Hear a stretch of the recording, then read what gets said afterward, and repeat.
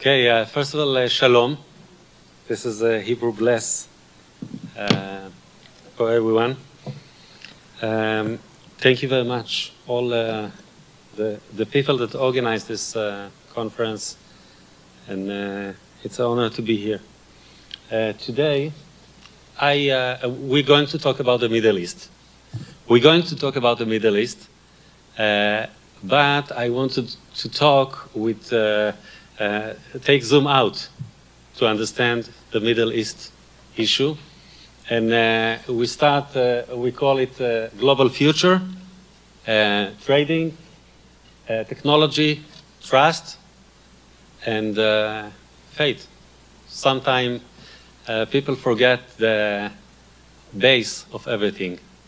So please, the next screen.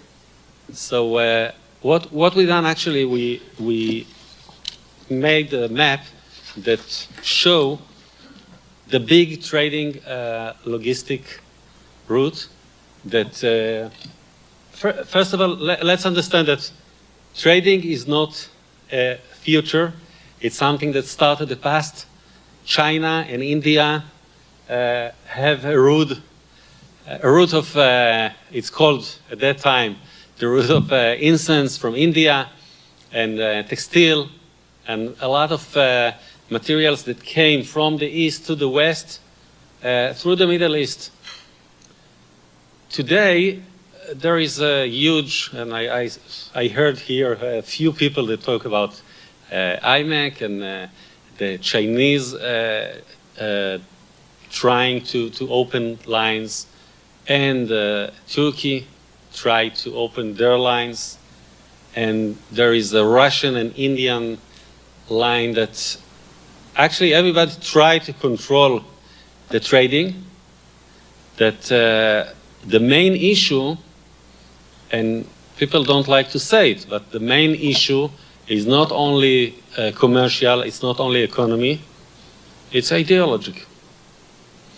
I think that and I will try to be polite, but I think that the fight today between China and United States, it's not a question of money. It's about what we called in the past communism, democracy, things like this. So the trading is a way to get something faster, okay? I want to buy a new suit so I can get into AliExpress or any other internet shop, and it's very important for me to get it fast, like the pizza that I ordered in 20 minutes ago. So everybody tried to do it faster and better, but at the end of the day, it's not a question of trading. It's a question of faith. It's a question of where we are going together as a world. It's very interesting to see that even those that United States with IMEC try to create a new way that coming from, you can see the yellow line, that coming from India through the Middle East to Europe. And actually the idea is to use the situation in the Middle East and create what we call Abraham Accord. The idea is to open those countries, like Saudi Arabia, like the other countries, to be part of the American thought, which means more democracy.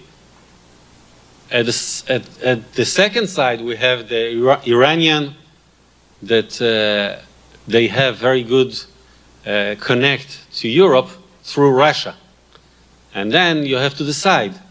You want to go at the green line, like together with Turkey. Maybe you have to take the red line to go together with China. Or maybe you will take the American way. And again, it's not a question of control the economy. At the end of the day, it's the faith.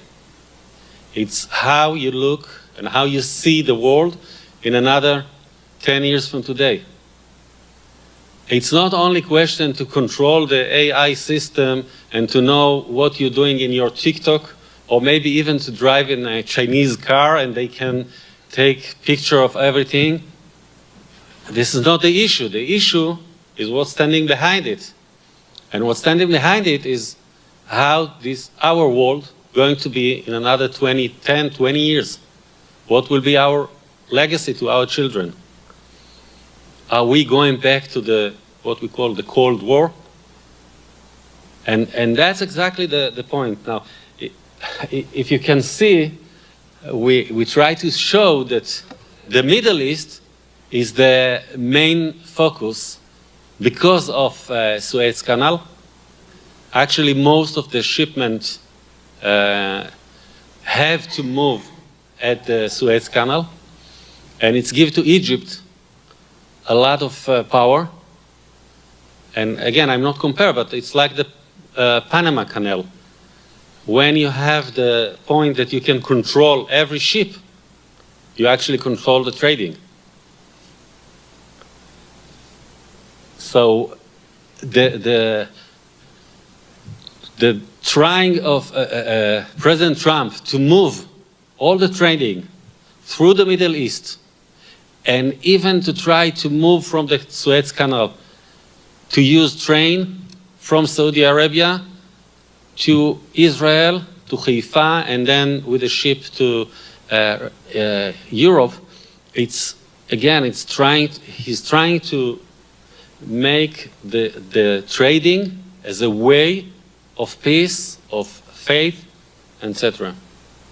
Now, with your permission, I need a volunteer. One volunteer. I will take you. Come to the stage for 1 second.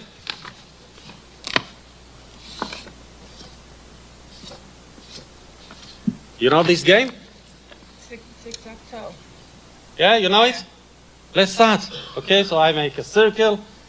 You will make X.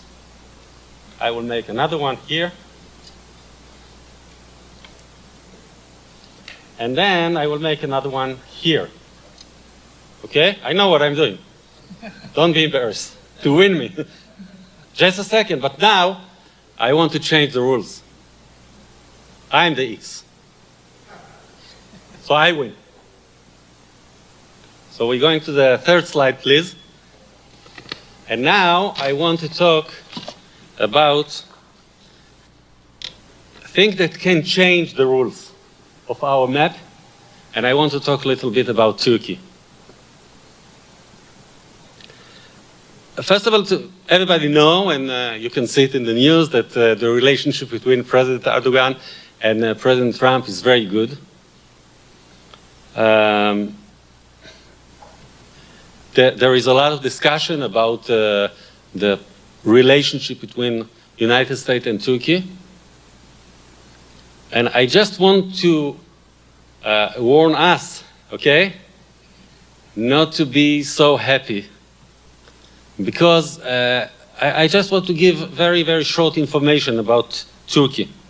In the last 20 years, in 2005, Turkey had 15 embassies in Africa. Today, 2025, they have 44. Actually, less than 5 countries they don't have relationship. There is a small country that not recognized exactly next to the Sahara, next to Morocco, so they don't stay there. But in most of Africa, they are very, very involved. The big involvement is Libya and Somalia. In Libya and Somalia, actually, Turkey controls today, they say that from each 3 soldiers, 1 of them make trading in Turkey. Okay? Turkey had an agreement about seaport in Somalia and seaport in Libya. And this document is very new, but at the same time it's very old, because just yesterday, Turkey and Sudan, that stay little up at the map, signed a contract of military and seaport.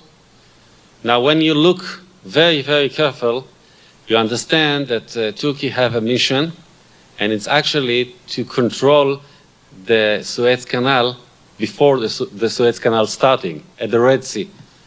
At the moment that you control Somalia and Sudan, you actually control all the trading, shipment in Europe. All the countries, China, Russia, IMEC, the United States, use the Suez Canal as a solution. And I think that Turkey is not an enemy. Okay, I don't think that they have some people say they are like Iran. I don't think so. But at the same time, when you try to play the game, okay, so there is the rules.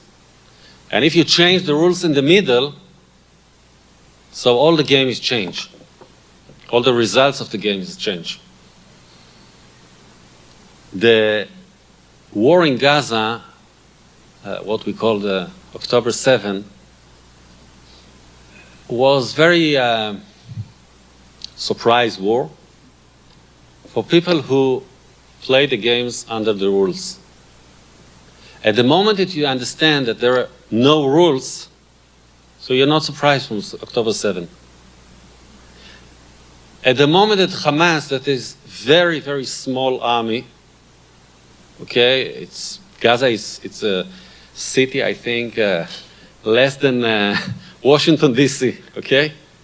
A very small area. And this war was actually kind of afraid of the Muslim brother from the new relationship between Saudi Arabia and Israel. The change that happened today in Gaza, the change that happened today in Lebanon, the change that happened today in Syria, it's a huge change for the Middle East. It's a huge change for Israel. But actually, it's a huge change for the future of the trading. And if I will go back again, is the change of the decision of countries in which part they are. If they are going to the faith, if they're going to what we call the God promise, or they decide to go with the idols tradition, which means I'm in the middle, God is not exist. And I think that the message that we can understand today is that we have to be very, very, very specific with our wishes about the future of the trading. Because again, the end of the game is not that the pizza will be here in 10 minutes.